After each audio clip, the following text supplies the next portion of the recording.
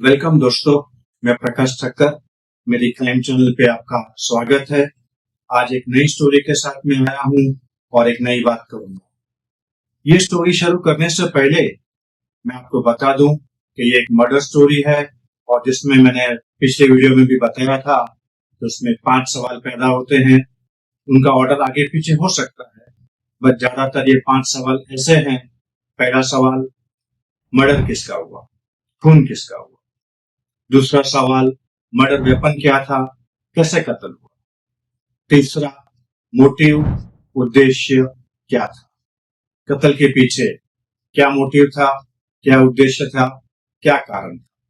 चौथा, पुलिस का proof, police की इन्वेस्टिगेशन, पुलिस की मेहनत, जैसे postmortem report, call detail report, forensic report. और ये 4 प्रश्न के बाद शायद 5वां प्रश्न अपने आप कुछ हद तक खुल जाता है कि किसने कत्ल किया।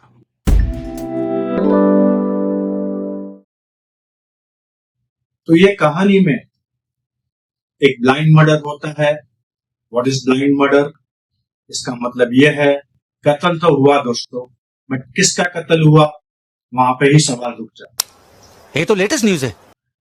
पहले सवाल में ही पूरी इंक्वायरी रुक जाती है या वक्त ले लेती है, या वो सक्सेस पहला सवाल का जवाब देने में सक्सेस मिलती है या नहीं मिलती है, तो बाकी सवाल सब अधूरे रह जाते हैं। तो आइए देखते हैं ये ब्लाइंड मर्डर स्टोरी सुलझती है या नहीं सुलझती, क्या एफर्ट्स लिया जाता है या नहीं लिया जाता, किस हद तक उसमें मेहनत लगती है, किस हद तक उसमें रोमांस है या नहीं है, वो हम आगे देखते हैं। अक्सर हमारे सामने कत्ल होने का इंफॉर्मेशन आता है, न्यूज आते हैं, और आखिर में इसका अंजाम आता है कि पुलिस ने गुनहगार को पकड़ लिया। लेकिन एक पॉइंट से, कत्ल के पॉइंट से गुनहगार को अरेस्ट के पॉइंट तक जाने के लिए जो मेहनत, जो तफ्तीश, जो एफर्ट्स, जो स्मार्टनेस लगते हैं, वो हमको पता नहीं चलता। तो आज ये कहानी में मैं रोशनी डालना चाहूंगा, efforts from the point of murder to the point of arrest.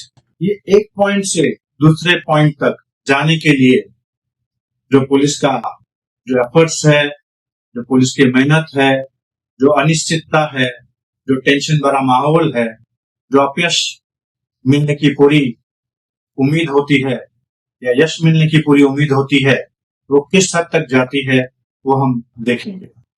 ये किस्सा है मध्य प्रदेश का, दमोह पुलिस का, जिन्होंने ये केस सुलझाने में कितनी मेहनत की, कितनी तफ्तीश ली, और कैसे उनका जो सफर था गुनहगार को पकड़ने तक, वो किस हद तक एफर्ट्स वाले थे। यहाँ सवाल आता है कि गुनहगार गुनाह करता है अपनी अकल, अपनी होशियारी से, अपने स्मार्टनेस से। पुलिस को उसको पकड़ने के लिए कहीं ये होशियारी उससे ज्यादा दिखानी पड़ती है, एफर्ट्स ज्यादा दिखाने पड़ते हैं, और स्मार्टनेस एक गुनहगार से पुलिस की स्मार्टनेस ज्यादा होनी चाहिए। ये किस्सा शुरू होता है पिछले साल 14 मई से, जहां एक खेत में पुलिस को एक बच्चे का नरकंकाल मिलता है जो 15-16 साल का है। तो कंकाल जिस खेत में मिलता है, वहां से ये कहानी शुरू होती है। और सवाल ये आता है कि ये नरकंकाल किसका है, ये लड़का जिसका जिसका शव मिला है, जिसका हाड़पिंजर मिला है, जो कंकाल मिला है, वो किसका है। जैसे ही ये नरकंकाल मिलता है, पुलिस पता करती है कि ये नरकंकाल कहाँ मिला। ये मिला एक खेत। तुरंत पुलिस उस खेत के मालिक को बुलाया जाता है और उससे पूछताछ की जाती है। तो ये खेत का मालिक था लक्ष्मण और उसकी पत्नी यशोदा। वो कहते हैं कि हाँ, ये खेत हमारा है और हमारा एक 15 साल का बच्चा, 15 साल का लड़का गुमशुदा है। हमने उसको खोजने की काफी कोशिश की है हमारे बलबूते पर, और नहीं तो हमने उनका 5 लाख का इनाम भी रखा था जो उसको ढूंढते। नरकंकाल के आसपास जो कपड़े, बेल्ट और जो चीजें मिलती है, उससे ये शिनाख्त होती है कि ये बच्चा का नाम जयराज है और ये लक्ष्मण और यशोदा का बेटा है। जिस दिन जयराज का कंकाल मिला उसी दिन जयराज के पिता लक्ष्मण ने ये बताया कि इस हत्या के पीछे कौन जिम्मेदार है। उन्होंने शक जाहिर किया। लक्ष्मण जी ने उनके नाम भी बताए, लेकिन पुलिस अब तक ये कंफर्म नहीं कर पा रही थी कि ये कंकाल जयराज का है या नहीं। जब तक ये कंफर्म नहीं होता कि ये कंकाल जयराज का है तो ही पुलिस आगे बढ़ सकती है। तब तक ये पुख्ता सबूत नहीं माना जाता कि ये कंकाल किसका है, क्योंकि ये कंकाल जयराज का ही है। अब तक वैज्ञानिक तौर से ये साबित नहीं हुआ था।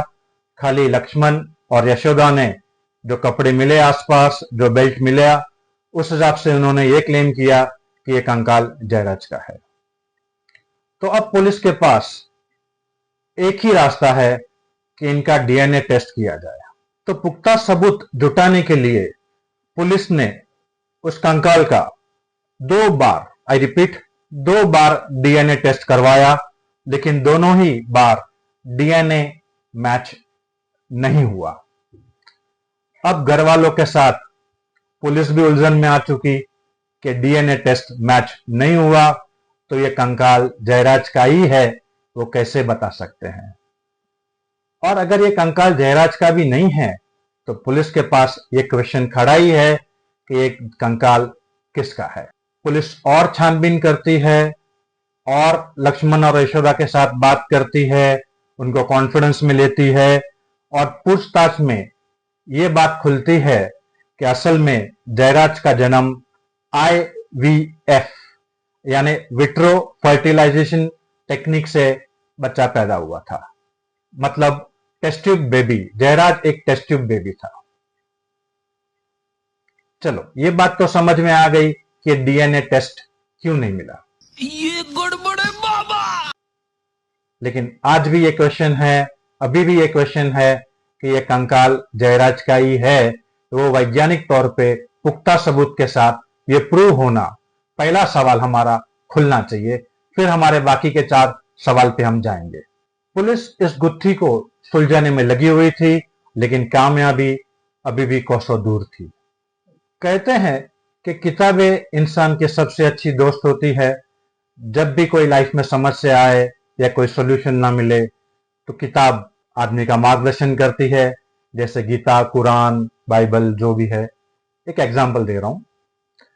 तो जब कोई रास्ता नहीं दिखे तब आदमी किताब के ऊपर डिपेंड करता है और सही मानों में सही किताब सही मानों में पढ़ी जाए तो कहीं ना कहीं उसका सलूशन मिलता है। ऐसे ही एक किताब पुलिस ऑफिसर की दोस्त बनी और उसने एक रोशनी दी कि डीएनए टेस्ट, जो टेस्ट ट्यूब बेबी जो पैदा होते हैं उनका डीएनए टेस्ट कैसे किया जाता है। और एक ही झटके में गुत्थी खुलती गई और पूरा केस, पूरा मांजरा, पूरा शीशे की तरह साफ हो गया। कैसे, मैं बताता हूं। तो उस अमेरिकी किताब में ये लिखा था, ये बताया गया था कि डीएनए टेस्ट करने के लिए मुंह की लार और पसीना का भी यूज करके डीएनए टेस्ट करवाया जा सकता है। तो बस ये चीज जानते ही पूरी चाबी खुल गई, पूरा ताला खुल गया एंड केस शीशे की तरह साफ होने लगा। पुलिस ने जयराज के बचपन के जो खिलौने थे, कपड़े थे, ग्लव्स थी, टोपी थी, सीटी थी, स्कूल का जो आई कार्ड था, वो सब पता किया, सब इकट्ठा किया, सभी वस्तु इकट्ठे करके चंडीगढ़ लेबोरेटरी में भेजा फॉर डीएनए टेस्ट। और पुलिस की ये तरकीब काम कर गई। डीएनए टेस्ट मैच हो गया। पता चल गया कि ये कंकाल जयराज का ही है। प्रश्न 1 सॉल्व हो गया कि खून किसका हुआ।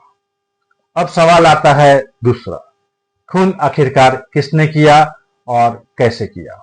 दरअसल लक्ष्मण ने यह शक जाहिर किया था कि इस हत्या और अपहरण के पीछे उनका सौतेला भाई का बेटा मानवेंद्र के ऊपर उन्होंने शक जाहिर किया था। तो इस शक के ऊपर पुलिस ने मानवेंद्र को उठाया, उससे पूछताछ की, पुलिस ने अपना तरीका यूज किया और मानवेंद्र टूट गया। उसने एक सारी कहानी बताई। मानवेंद्र ने बताया और कबूल किया कि हाँ, इसने जयराज का गला दबा के कत्ल किया है और इसके पीछे वजह यह थी कि जो लक्ष्मण को बेटा अब तक नहीं हो रहा था, तो लक्ष्मण और यशोदा की सारी प्रॉपर्टी का वारसदार वो होगा। बट जिस तरह से जयराज टेस्ट ट्यूब बेबी से पैदा हुआ, तो उसने वेट किया और मौका मिलते ही उसने जयराज का गला दबा के कत्ल कर दिया और लाश लक्ष्मण के खेत में गाड़ दी। सो इस तरह से पूरा मामला 17 महीने के बाद बाहर आया और पुलिस एक के बाद गुत्थी सुलझती गई। और जो पहली गुत्थी थी, ये नरकंकाल किसका है, इसके पीछे पुलिस ने काफी मेहनत की, काफी डेडिकेशन दिखाया और हार नहीं मानी। तो ये स्टोरी था जो पुलिस कितनी स्मार्ट होती है और कितना स्मार्ट बनना पड़ता है, कितना टैलेंट दिखाना पड़ता है एक गुनहगार से ज्यादा गुनहगार को पकड़ने के लिए। तो ये था मेरा स्टोरी। अगर आपको अच्छी लगी तो ये वीडियो शेयर कीजिए, लाइक कीजिए, मेरा चैनल सब्सक्राइब कीजिए। आज के लिए इतना ही और मुझे मोटिवेट करते रहिए। थैंक यू, नमस्ते एंड आभार।